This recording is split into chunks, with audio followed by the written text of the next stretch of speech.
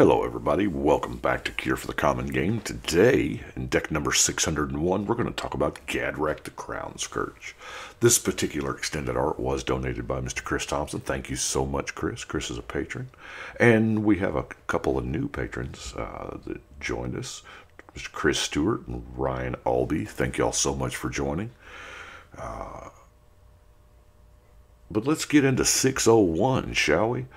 Gadrak is a 3-mana 5/4 flyer, so there's got to be a catch, right? You can't attack or block unless you got 4 more artifacts. Doesn't seem hard when, at the beginning of your end step, you create a creature token for each non-token creature that died this turn. So, you get tokens for creatures that died. You get your treasure. So, the first thing I thought of, where my mind went, was this is another red artifact deck. That's kind of where I went. You really want the artifacts in there because, 3-mana flying 5/4 is really good, and you want to be able to get Gadrak into the red zone, if you will. So, anyway, ramp helps a lot of that out. Just a soul ring helps tremendously. But Walking Atlas is going to, of course, allow us to play extra lands. Hazardous Monument. Now, a good chunk of our deck is artifacts, but it does... The second line still works, Yeah, your red creatures are cheaper, but you cast a creature, you still get to do the loot thing, so... And, of course, we have the Solemn Simulacrum, Alloy Mirror, Palladium Mirror, Opal and Unicorn. Try to use as many artifact sources as possible, just to get the thing going. Meteorite, I have a hard time actually using this card, but in this particular deck, not only is it a mana rock, which, to get a red mana, what's that worth? 2, 3 mana? But the ability to shock something, that's a 1-mana ability, but it is colorless and it's a rock. Gonna give it a try. Urgolem's Eye, Manalith, of course, then we have Mana Geyser and Geosurge, and probably our best ramp in Dockside Extortionist, because it does create the treasure tokens as well. Now,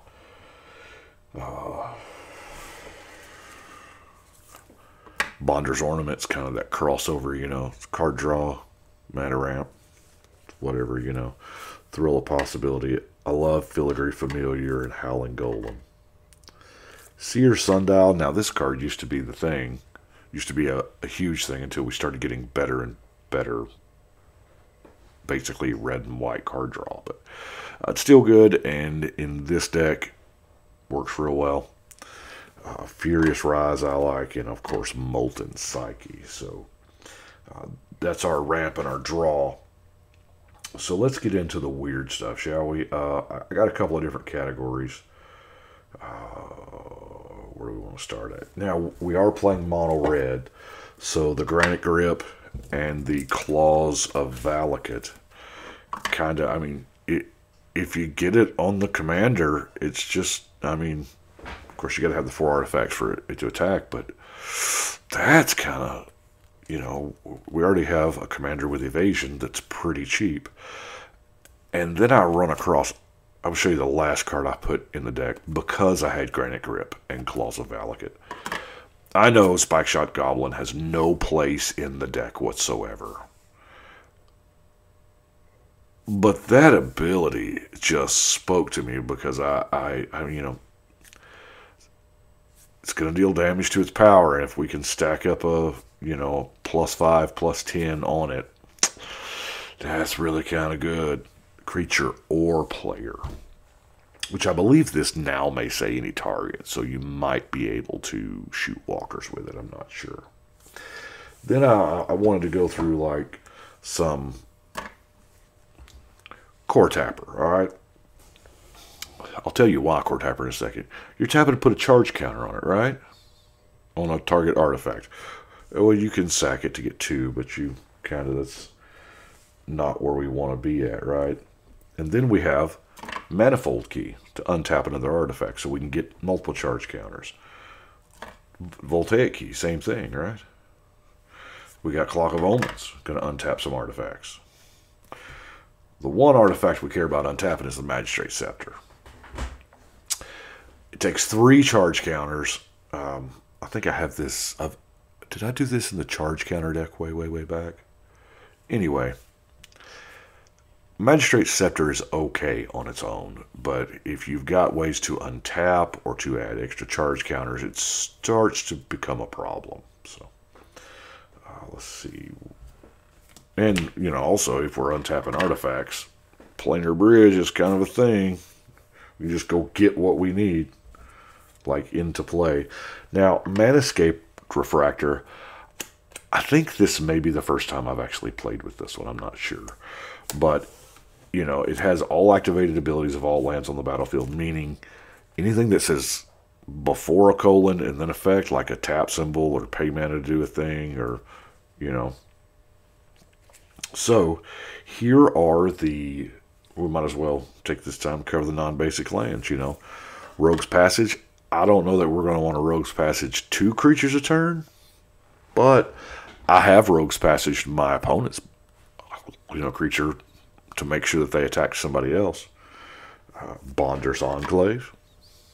Drawing a card, you know. We have Buried Ruin. Get a, you know, I don't know that we want to. And, of course, you know, Maze of Ith is the best refractor target. And then I guess our last 3 are Temple of the False God, Darksteel Citadel, and Great Furnace, just to try to pump those rookie artifact numbers up, right?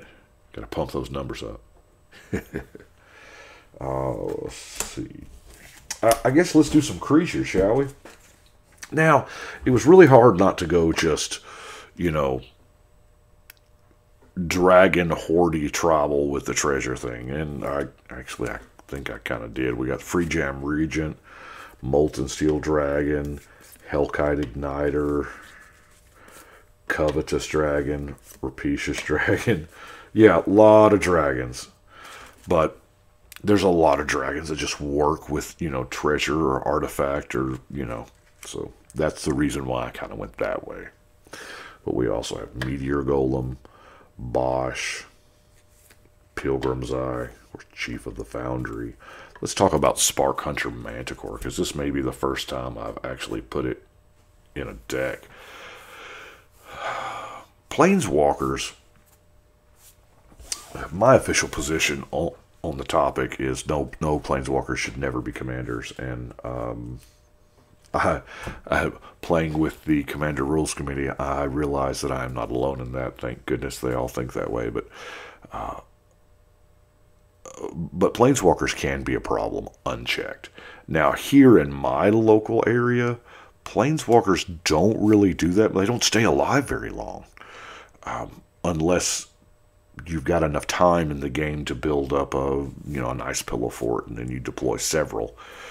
That's how Planeswalkers, I've noticed, tend to live, is that there's so many targets, but whatever. Anyway, Spark Hunter Manticore, 3 mana and a card for a 3/4. You know, pro Planeswalkers, we've got, they're not stopping printing Planeswalkers, you know. That's our cast of characters, if you will. So, and the more Planeswalkers that they make, the more that will eventually find their way into our format. So, Spark Hunter Manticore, I think, is a good solid choice here. Call out the Phoenix, Bomat Courier. Now, this I almost put into the card draw, but it's half the time it dies and you don't get it, you know. Mirror Retriever, Reckless Fireweaver, Triskelion, another decent card. Atog, because there are times when you just need to, you know, get in there and do that extra 2-4 points of damage. And of course, we have Hangerback Walker, disguised as Mega Godzilla, Battle Fortress. Now, what we have left is, well, we're going to call it what's left. Yeah, just Galvanic Blast, it is gonna deal 4 damage. I mean, 1 mana 4 damage. That's kind of why it's in there. Built to Smash is the cute little combat trick, you know, +3/+3. And it could also gain trample if it's an artifact creature. And running the brute force to go with it. I tend to use these things as more of removal spells than anything else, because a lot of times, you know, they're going to block what they think is optimally, and a giant growth is a removal spell. I mean, in use at the right time, yeah. You know, some equipment. We got Bonesaw. Bonesaw is ready. Rogue's Gloves. We have the Heartseeker, because, you know, destroy target creature is pretty cool. Whisper Silk Cloak, make sure Gadrak gets in there. Got Zero Orb to draw out the draw out the game, pretty much, you know. Get a little life gain. Sanctuary Blade. Gotta have a liquid metal coating, because there are times when I can imagine not having enough artifacts in play. Liquid metal coating can make Gadrak itself or a land or something to get that extra 1 artifact to get it where Gadrak can swing. So is Ashnod's Transmogric. You can just +1/+1 counter on it and make it an artifact. It's all good.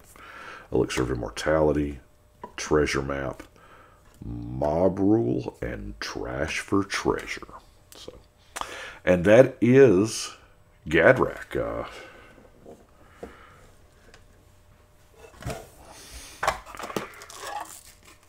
Put number 601 on the wall. Taking my headphones off. This is my very first time recording with headphones, because I had them hooked up when I was playing with RC, and I just haven't unhooked them yet. So in order for me to hear what's going on, I had them on. But that is Gadrak. I do appreciate y'all. Oh, I guess we got to turn the camera, don't we? Because we're starting on a new block. New row. The second row. Nope, nope. Let's get it right. Get it right, Canada. So we're going down here to 601. First one in a new line. My chair's blocking. So I do appreciate it. Everybody watching, everybody supporting me, getting me to 601. Thank you so much. But no time to stop now. Just got a ton of information about Commander Legends, and I'm super excited. And to be honest with you, it's better than I could have hoped for.